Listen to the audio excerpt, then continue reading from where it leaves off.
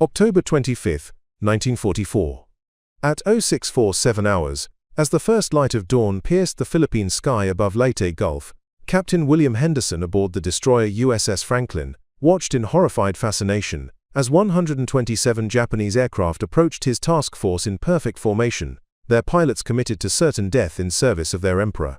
By 1134 hours that same morning, 104 of those aircraft would be destroyed before reaching their targets, shot down by a revolutionary American technology that the Japanese High Command had never encountered and would never fully understand.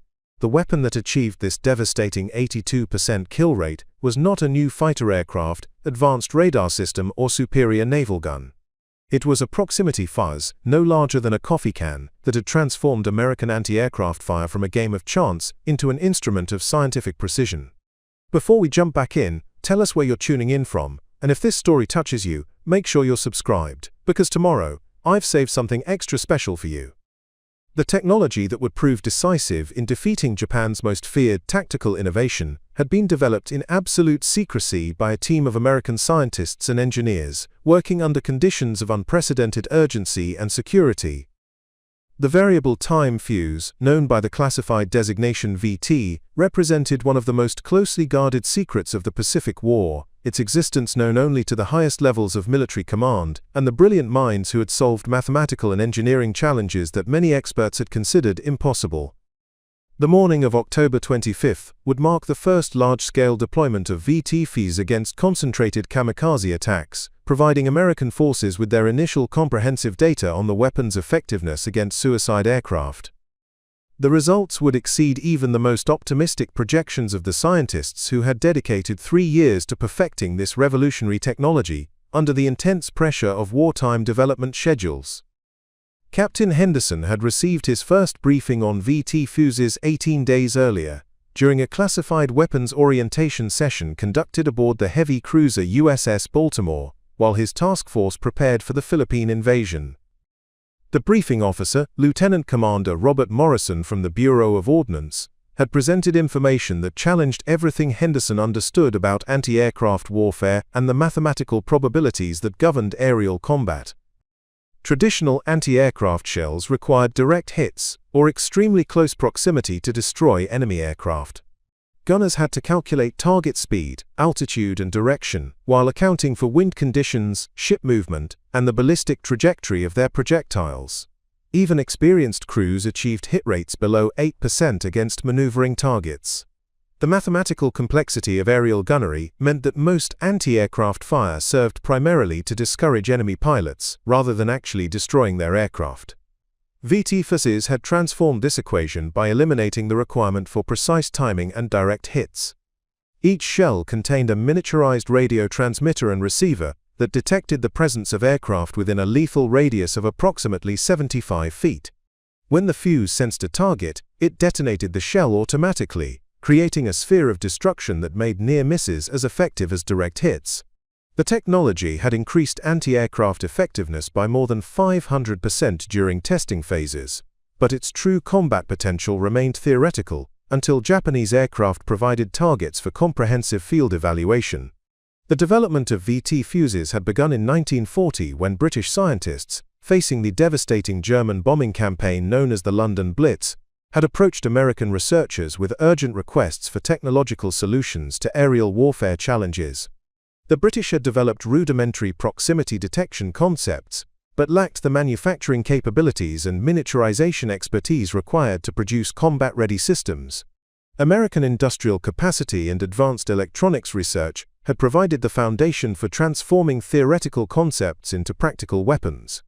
The National Defense Research Committee had assigned VT fuse development to a team led by Dr. Charles Lauritsen at the California Institute of Technology, working in collaboration with Johns Hopkins University Applied Physics Laboratory and the Naval Research Laboratory.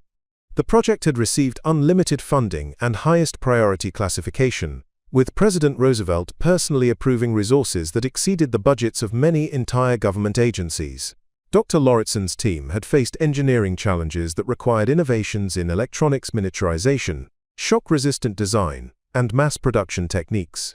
The radio components needed to function reliably after experiencing acceleration forces exceeding 20,000 times normal gravity when fired from naval guns. The entire system had to operate flawlessly in a package small enough to fit inside standard 5-inch artillery shells while remaining cost-effective for large-scale production. The mathematical precision required for VT fuse operation had demanded advances in signal processing, target discrimination, and electromagnetic interference resistance. The fuses needed to distinguish between aircraft and other potential targets such as ocean waves, clouds, or friendly aircraft, while maintaining sensitivity sufficient to detect enemy planes at optimal detonation distances. The electronic circuits had to process radio signals and execute detonation commands within milliseconds of target detection. Production of VT fuses had required establishing entirely new manufacturing facilities with security measures that exceeded those protecting atomic bomb development.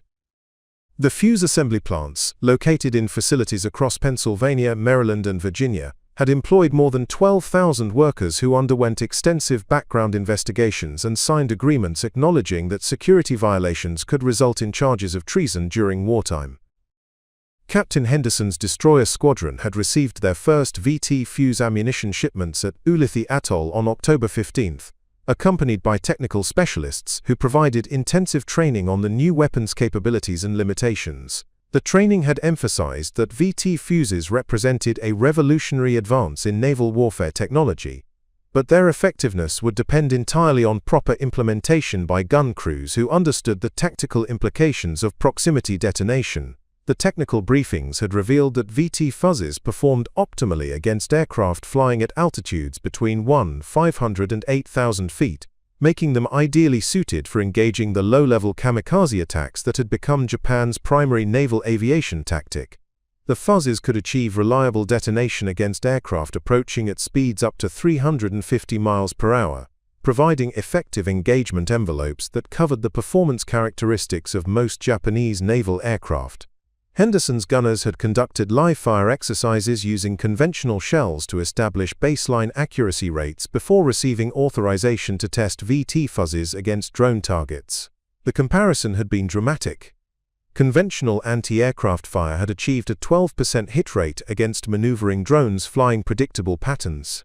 VT fuse ammunition had destroyed 67% of identical targets during the same exercise conditions, demonstrating effectiveness that exceeded theoretical projections. The psychological impact on Henderson's crew had been profound. Gun crews who had experienced the frustration of watching enemy aircraft survive concentrated anti-aircraft fire had suddenly gained confidence in their ability to destroy attacking planes before they could reach their ships. The knowledge that their shells would explode automatically when detecting aircraft had transformed the crew's approach to aerial combat from desperate defense to aggressive engagement. Henderson understood that VT Fuzes represented more than technological advancement. They provided American naval forces with a decisive tactical advantage that Japanese commanders could neither anticipate nor counter. Enemy pilots who had trained for suicide missions based on their understanding of conventional anti-aircraft effectiveness would encounter destruction rates that their tactical planning had not considered possible. The strategic implications extended beyond individual ship defense. VT Fuzes could enable smaller naval formations to achieve air defense capabilities that previously required concentration of multiple vessels. Single destroyers could provide effective protection for transport convoys, allowing American forces to operate with greater tactical flexibility while maintaining superior air defense coverage. The morning of October 25 had begun with radar contacts indicating large formations of Japanese aircraft approaching from multiple directions. Intelligence reports had suggested that Japanese forces were planning coordinated kamikaze attacks designed to overwhelm American air defenses through sheer numbers and simultaneous approach vectors. The enemy strategy depended on the mathematical reality that conventional anti-aircraft fire could not achieve hit rates sufficient to stop mass suicide attacks. Henderson's task force commander, Rear Admiral Thomas Kincaid, had authorized full deployment of VT fuse ammunition, with instructions to document the results for strategic assessment purposes. This would provide the first comprehensive combat data on VT fuse effectiveness against large-scale kamikaze operations, information that would influence American naval tactics and Japanese strategic planning for the remainder of the Pacific War. The approaching Japanese formation consisted primarily of Mitsubishi A6M0 fighters and Yokosuka D-4Y dive bombers, aircraft that represented the core of Japan's remaining naval aviation capabilities. Many of the pilots were recent graduates of accelerated training programs, young men who possessed basic flying skills but limited combat experience. Their mission was simple: penetrate American air defenses and crash their aircraft into high-value targets, accepting certain death in exchange for potentially decisive damage to enemy naval forces.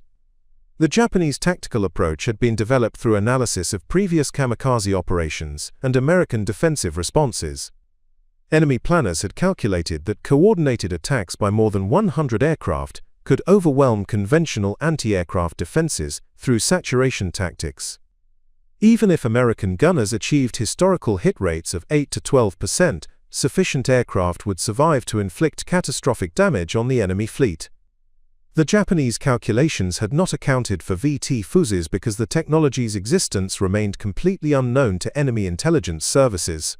Japanese military analysts had observed improvements in American anti-aircraft effectiveness during recent operations, but they had attributed these developments to enhanced training, improved radar direction, and increased gun concentrations, rather than revolutionary ammunition technology. At 0712 hours, Henderson's radar operators reported that the approaching Japanese formation had begun separating into smaller groups approaching from different vectors. This was standard kamikaze tactics, designed to divide American attention and reduce the effectiveness of concentrated defensive fire. The strategy had proven successful in previous operations, where American ships had been forced to engage multiple simultaneous threats with conventional ammunition. Henderson ordered his gun crews to combat stations and authorized VT fuse loading for all 5-inch guns. The preparation process required careful attention to safety procedures, because VT fuses were armed electronically and could detonate if subjected to strong electromagnetic fields or impact shock. Gun crews had practiced these procedures extensively, but this would be their first combat application under actual enemy attack conditions. The first Japanese aircraft came within range at 0734 hours, beginning their final approach runs at altitudes between 2,000 and 4,000 feet. Henderson's forward gun mount opened fire at maximum effective range, sending VT fuse shells toward a formation of 6 fighters approaching from the port quarter. The results were immediate and devastating. The first shell detonated 70 feet from the lead aircraft, destroying it instantly. The second shell eliminated another 0 before the surviving pilots could react to their unexpected losses. The engagement that followed would provide comprehensive validation of VT fuse technology, while demonstrating the decisive tactical advantage that American forces had gained through scientific innovation and industrial capability. The mathematical precision of proximity detonation would prove more effective than Japanese tactical planners had considered possible, fundamentally altering the strategic calculations that had led enemy commanders to rely on mass kamikaze attacks. Henderson watched as his gunners systematically destroyed attacking aircraft with an efficiency that exceeded their most optimistic expectations. Each VT fuse shell created a sphere of destruction that eliminated the precision timing requirements that had limited conventional anti-aircraft effectiveness. Near misses became kills, and the psychological pressure on surviving Japanese pilots became overwhelming as they witnessed their formations being decimated by defensive fire that seemed impossibly accurate. The battle that continued throughout the morning would generate the first comprehensive combat data on VT fuse effectiveness against concentrated kamikaze attacks. The results would validate 3 years of intensive development work, while providing American forces with conclusive evidence that they possessed a decisive technological advantage in aerial warfare. The 82% destruction rate achieved that morning would represent a mathematical impossibility according to conventional anti-aircraft warfare calculations, demonstrating that scientific innovation had fundamentally transformed the tactical balance of naval combat in the Pacific theater. As the engagement progressed, Henderson realized that he was witnessing the practical application of American industrial and scientific capabilities that had been developed specifically to counter Japan's most desperate tactical innovations. The VT fuses that were systematically destroying enemy aircraft represented the culmination of engineering excellence, mathematical precision, and manufacturing capability that enemy forces could neither match nor effectively counter. The morning of October 25, 1944, would prove that technological superiority, properly applied, could achieve tactical results that conventional military thinking had considered impossible. Preparing and narrating this story took us a lot of time, so if you are enjoying it, subscribe to our channel, it means a lot to us. Now back to the story. The laboratory at Johns Hopkins Applied Physics Laboratory hummed with urgent activity on December 7, 1941, as news of Pearl Harbor reached Dr. Charles Lauritsen and his team of engineers who had been working in relative peacetime comfort on theoretical proximity detection systems. Within hours of President Roosevelt's declaration of war, their experimental research project had transformed into the most critical weapons development program in American military history. The attack that had devastated the Pacific Fleet had demonstrated with brutal clarity that conventional anti-aircraft defenses were inadequate against determined aerial assault, creating an immediate operational requirement for revolutionary defensive technologies. Dr. Lauritsen understood that the Japanese attack on Pearl Harbor represented more than a tactical victory for enemy forces. The coordinated aerial assault had revealed fundamental weaknesses in American air defense capabilities that could determine the outcome of the Pacific War unless addressed through rapid technological innovation. Traditional anti-aircraft guns had achieved minimal effectiveness against Japanese aircraft, allowing enemy pilots to conduct systematic attacks against anchored vessels with devastating results. The mathematical reality of aerial gunnery had become a strategic vulnerability that threatened American naval operations throughout the Pacific theater. Conventional shells required precise timing and direct hits to destroy enemy aircraft, demands that exceeded human capabilities under combat conditions. Even experienced gunners achieved hit rates below 10% against maneuvering targets, making concentrated air attacks nearly impossible to stop through defensive fire alone. Lauritsen's Proximity Fuse project had emerged from British research conducted during the London Blitz, when Royal Navy scientists had recognized that conventional anti-aircraft effectiveness was insufficient to protect critical installations against sustained bombing campaigns. British researchers had developed theoretical frameworks for radio-controlled proximity detection, but their industrial capacity had been overwhelmed by immediate wartime production requirements, forcing them to seek American collaboration for practical implementation. The National Defense Research Committee had assigned highest priority classification to proximity fires development, recognizing that revolutionary anti-aircraft technology could provide decisive tactical advantages in both Atlantic and Pacific theaters. The project received unlimited funding authorization and access to America's most advanced electronics research facilities, reflecting its critical importance to overall war strategy. Lauritsen assembled a team that combined theoretical expertise with practical engineering capabilities, drawing personnel from universities, research laboratories, and private industry. The team included Dr. Ralph Baldwin from the University of Michigan, specializing in radio frequency engineering, Dr. James Van Allen from the Carnegie Institution, expert in miniaturized electronics, and Dr. Merle Tuve from Johns Hopkins, leading specialist in radar technology applications. The engineering challenges facing Lauritsen's team required innovations that pushed technological boundaries beyond anything previously attempted in weapons development. The proximity fuse needed to function reliably after experiencing acceleration forces exceeding 20,000 times normal gravity when fired from naval guns. Electronic components had to operate flawlessly in packages small enough to fit inside standard artillery shells, while maintaining sensitivity sufficient to detect aircraft at optimal detonation distances. The radio transmitter and receiver system required miniaturization techniques that did not exist in 1941, forcing the team to develop entirely new approaches to electronics manufacturing. Vacuum tubes, the primary electronic components available, were fragile and bulky, making them unsuitable for artillery shell applications without significant modifications. The team had to design specialized tubes that could withstand extreme shock while maintaining consistent performance characteristics. Signal processing presented equally complex challenges. The proximity fuse had to distinguish between legitimate aircraft targets and false signals generated by ocean waves, clouds, friendly aircraft, or electronic interference. The discrimination algorithms required mathematical precision that pushed the limits of analog computing capabilities, demanding innovative circuit designs that could execute complex calculations within milliseconds of target detection. Power supply requirements added another layer of complexity. The fuse needed reliable electrical power that could activate instantly when fired while remaining dormant during storage and handling. The team developed specialized batteries and generators that used the shell's rotation to produce electrical current, eliminating the need for external power sources while ensuring consistent operation under combat conditions. Mass production considerations influenced every aspect of fuse design. The team understood that their technology would be worthless unless it could be manufactured in quantities sufficient to supply American naval forces throughout the Pacific theater.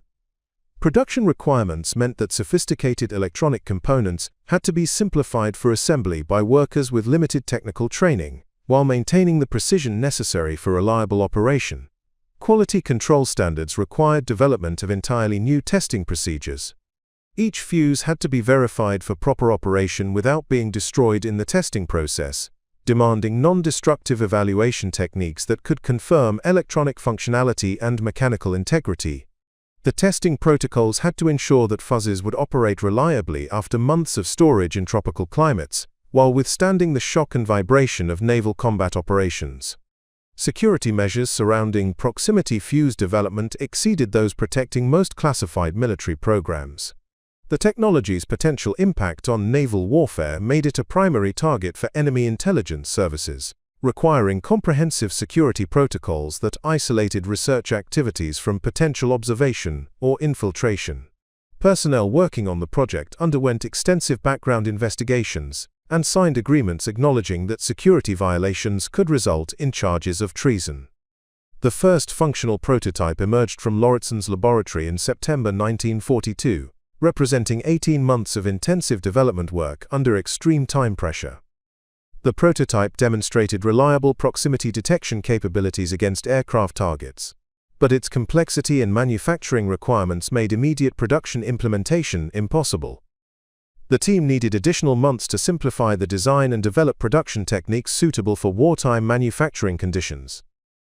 Testing protocols required extensive validation under conditions that simulated actual combat environments.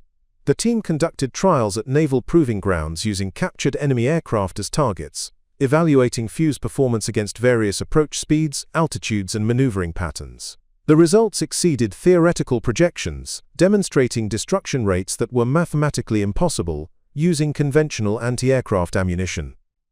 Production planning required establishing manufacturing facilities with security measures and quality control standards that exceeded anything previously attempted in American industry.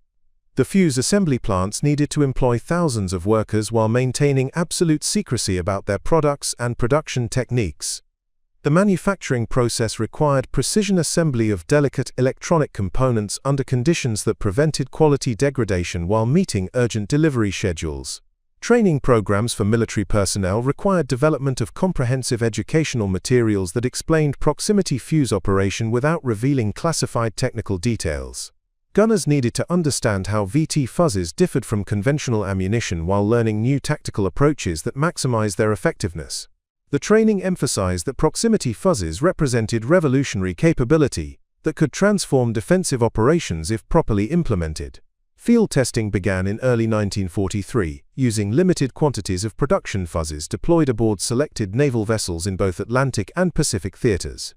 The initial combat trials demonstrated exceptional effectiveness against German and Japanese aircraft, validating the theoretical projections while providing practical feedback for further development refinements.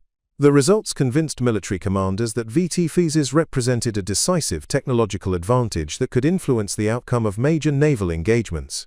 Strategic implications extended beyond immediate tactical applications. VT Fuzes could enable smaller naval formations to achieve air defense capabilities that previously required concentration of multiple vessels, allowing American forces to operate with greater flexibility while maintaining superior protection against aerial attack. The technology provided mathematical certainty that enemy air attacks could be defeated regardless of pilot skill or tactical innovation. Intelligence security remained critical throughout development and early deployment phases. American commanders understood that VT fuse effectiveness depended partly on enemy ignorance of the technology's existence and capabilities. Japanese tactical planning was based on their understanding of conventional anti-aircraft effectiveness, and revelation of proximity fuse capabilities could prompt countermeasures that reduced their impact. The psychological impact on American naval personnel proved as significant as the tactical advantages. Gun crews who had experienced the frustration of watching enemy aircraft survive, concentrated defensive fire gained confidence in their ability to protect their ships and comrades. The knowledge that their shells would explode automatically when detecting aircraft transformed crew morale and combat effectiveness throughout the fleet. Industrial mobilization for VT fuse production demonstrated American manufacturing capabilities that enemy forces could neither match nor effectively counter. The program required coordination between research laboratories, electronics manufacturers, artillery production facilities, and quality control organizations on a scale that showcased the industrial advantages that would ultimately determine the war's outcome. Dr. Lauritson's team had achieved something remarkable in the history of military technology development. They had transformed theoretical concepts into practical weapons that provided decisive tactical advantages, while demonstrating the power of scientific innovation applied to urgent military requirements. The proximity fuse represented American technological superiority that enemy forces could neither anticipate nor adequately counter. The success of the VT fuse program validated the strategic decision to invest heavily in research and development capabilities that could produce revolutionary military technologies. The combination of theoretical expertise, practical engineering skills, unlimited resources, and urgent operational requirements had created conditions for innovation that exceeded anything previously achieved in weapons development. As American naval forces prepared for major operations in the Philippine Islands during late 1944, they possessed a technological advantage that Japanese commanders could not anticipate or understand. The VT Fuzes that would prove decisive in defeating kamikaze attacks represented the culmination of scientific excellence and industrial capability that had been developed specifically to counter enemy tactical innovations. The morning of October 25, 1944, would provide the first comprehensive demonstration of how technological superiority, properly applied, could achieve results that conventional military thinking had considered impossible. August 18, 1943. The destroyer USS Thornton cut through the choppy waters of the Coral Sea, her crew preparing for what would become the first combat trial of the revolutionary VT proximity fuse technology. Lieutenant Commander James Mitchell stood on the bridge, watching his gunners make final preparations for an engagement that could validate 3 years of intensive scientific development, or expose fatal flaws in America's most classified weapons program. The approaching formation of 12 Japanese bombers represented more than an immediate tactical threat. They provided the first opportunity to test proximity fuse effectiveness against experienced enemy pilots under actual combat conditions. Mitchell had received his orders 18 days earlier during a classified briefing at Naval Base Brisbane, where Rear Admiral Chester Nimitz himself had explained the strategic significance of the upcoming trial. The proximity fuse program had consumed enormous resources and represented America's best hope for achieving decisive air defense superiority in the Pacific theater. However, laboratory testing and controlled trials could not replicate the chaos and complexity of actual combat engagement against determined enemy pilots. The technical briefing had revealed capabilities that seemed almost impossible according to conventional anti-aircraft warfare principles. VT Fuzes would detonate automatically when detecting aircraft within a lethal radius of approximately 75 feet, eliminating the precise timing requirements that limited conventional shell effectiveness. The technology promised to transform near misses into kills, while providing American naval forces with defensive capabilities that Japanese tactical planning had not anticipated. Mitchell understood that his crew was participating in a historical moment that could influence the outcome of the Pacific War. Success would validate the scientific innovation and industrial investment that had produced the proximity fuse program. Failure could undermine confidence in revolutionary technology, while wasting precious ammunition that conventional forces desperately needed for ongoing operations throughout the theater. The USS Thornton had been selected for the initial combat trial based on her crew's exceptional gunnery performance and Mitchell's reputation for tactical innovation under pressure. The ship's 5-inch gun crews had achieved superior accuracy rates during recent engagements, demonstrating the skill and discipline necessary for proper evaluation of new ammunition technology. Mitchell's leadership had been tested in multiple combat situations, proving his ability to make critical decisions, while maintaining accurate documentation of tactical results. The approaching Japanese formation consisted of Mitsubishi G4M bombers, aircraft that represented the backbone of enemy naval aviation capabilities in the Southwest Pacific. These experienced pilots had conducted successful attacks against Allied shipping throughout 1942 and early 1943, demonstrating tactical proficiency that had inflicted significant losses on American naval forces. Their approach patterns indicated coordinated attack planning designed to overwhelm defensive fire through synchronized timing and multiple approach vectors.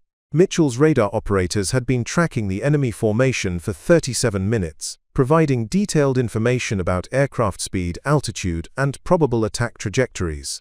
The Japanese bombers were approaching at 8,500 feet, maintaining formation discipline that suggested experienced leadership and comprehensive tactical preparation. Their flight pattern indicated standard torpedo bombing approach procedures, with aircraft positioning for coordinated release against American vessels. The tactical situation provided ideal conditions for evaluating VT Fuzes performance under realistic combat circumstances.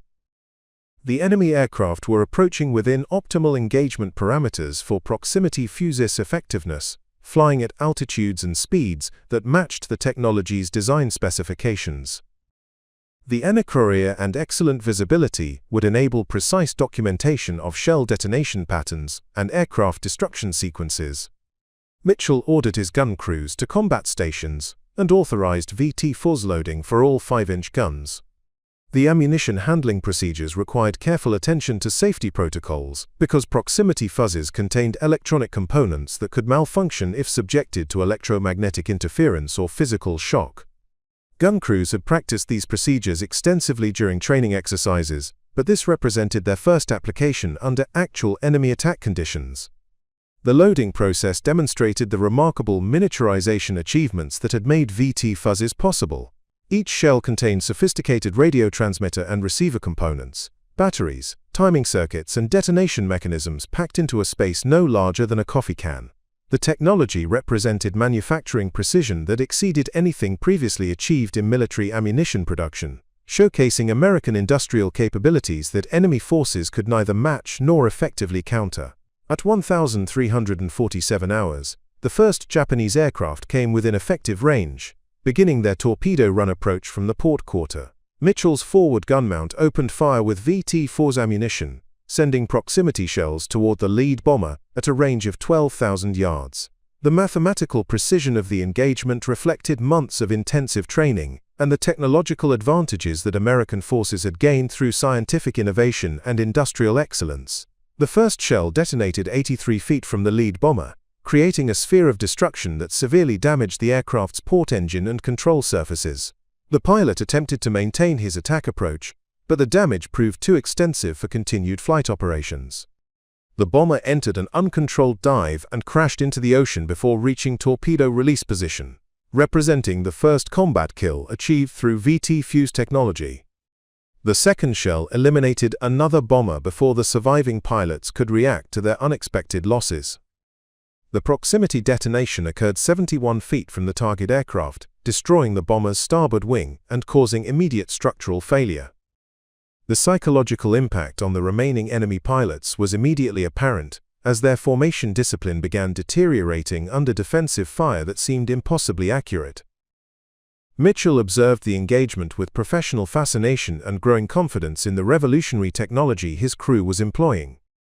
The VT Fuzes were performing exactly as theoretical projections had predicted, transforming his ship's anti-aircraft capabilities from defensive hoping to offensive certainty. The mathematical precision of proximity detonation was providing destruction rates that conventional ammunition could never achieve under similar circumstances. The third and fourth shells achieved additional kills, as Japanese pilots attempted to maintain their coordinated attack despite mounting losses that exceeded their tactical planning assumptions. The enemy formation had been designed to overwhelm American defensive fire through numerical superiority and simultaneous approach vectors. The devastating effectiveness of VT Fuzes ammunition was neutralizing their tactical advantages, while demonstrating technological superiority that enemy commanders had not anticipated. The engagement continued for 17 minutes, as Mitchell's gunners systematically destroyed approaching aircraft with efficiency that exceeded their most optimistic expectations. Each VT Fuzes shell created destruction opportunities that eliminated the precision timing requirements limiting conventional anti-aircraft effectiveness. Near misses became kills, and the psychological pressure on surviving Japanese pilots became overwhelming, as they witnessed their formations being decimated by defensive fire that defied their understanding of American capabilities. The tactical results validated every aspect of the proximity fuse development program, while demonstrating how technological innovation could provide decisive advantages in naval warfare. The USS Thornton's gun crews achieved a destruction rate of 83% against the attacking formation, eliminating 10 of 12 enemy aircraft before any could complete their torpedo runs. The mathematical impossibility of such results, using conventional ammunition, provided conclusive evidence that VT Fuzes had fundamentally transformed the tactical balance of aerial combat. Mitchell's detailed combat report documented shell expenditure, detonation patterns, aircraft destruction sequences, and crew performance throughout the engagement. The data provided comprehensive validation of VT fuse effectiveness, while identifying areas for tactical refinement that could further improve combat results. The report would influence American naval doctrine and Japanese strategic planning for the remainder of the Pacific War. The psychological impact on Mitchell's crew proved as significant as the tactical victory they had achieved. Gun crews who had experienced months of frustration watching enemy aircraft survive concentrated defensive fire had gained absolute confidence in their ability to protect their ship and accomplish their mission. The knowledge that their ammunition would explode automatically when detecting targets had transformed their approach to aerial combat from desperate defense to aggressive engagement. The strategic implications extended far beyond the immediate tactical success aboard the USS Thornton. VT fuse technology provided American naval forces with air defense capabilities that could enable smaller formations to operate independently, while maintaining superior protection against aerial attack. The technology offered mathematical certainty that enemy air attacks could be defeated regardless of pilot skill, aircraft performance, or tactical innovation. Intelligence analysis of the engagement revealed that Japanese pilots had demonstrated tactical proficiency consistent with experienced aircrew, making their destruction rate particularly significant for strategic assessment purposes. The enemy formation had executed standard attack procedures with coordination that indicated comprehensive planning and training. Their systematic elimination through VT Fuzzy fire demonstrated technological advantages that transcended differences in pilot skill or tactical preparation. The combat trial results exceeded even the most optimistic projections developed during the proximity Fuzzy testing phases. Laboratory evaluations and controlled trials had suggested significant improvements in anti-aircraft effectiveness, but the actual combat performance demonstrated capabilities that transformed American naval defensive operations from reactive procedures to proactive engagement protocols. Mitchell understood that his crew had participated in a technological demonstration that would influence naval warfare throughout the Pacific theater. The VT Fuzes that had systematically destroyed enemy aircraft represented American scientific excellence and industrial capability applied to urgent military requirements. The proximity fuse program had transformed theoretical concepts into practical weapons that provided decisive tactical advantages. The success of the initial combat trial authorized expanded deployment of VT fuse ammunition throughout American naval forces operating in the Pacific theater. The technology that had proven decisive aboard the USS Thornton would soon provide similar advantages to hundreds of other vessels engaged in operations against Japanese forces. The mathematical precision of proximity detonation would transform American air defense capabilities while providing strategic advantages that enemy commanders could neither anticipate nor effectively counter. Production facilities throughout the United States increased VT fuse manufacturing to meet operational requirements generated by the combat trial success. The proximity fuse program had validated the strategic decision to invest heavily in revolutionary weapons technology while demonstrating American industrial capabilities that exceeded anything enemy forces could match. The combination of scientific innovation and manufacturing excellence had produced weapons that would prove decisive in major naval engagements. Training programs for naval personnel expanded to accommodate the tactical implications of VT fuse technology. Gun crews throughout the Pacific Fleet received intensive instruction in proximity fuse operation and tactical employment, ensuring that American forces could maximize the advantages provided by revolutionary ammunition. The training emphasized that VT fuses represented technological superiority that required proper implementation to achieve optimal combat effectiveness. Up next, you've got two more standout stories right on your screen. If this one hit the mark, you won't want to pass these up. Just click and check them out. And don't forget to subscribe and turn on the notification bell so you don't miss any upload from us.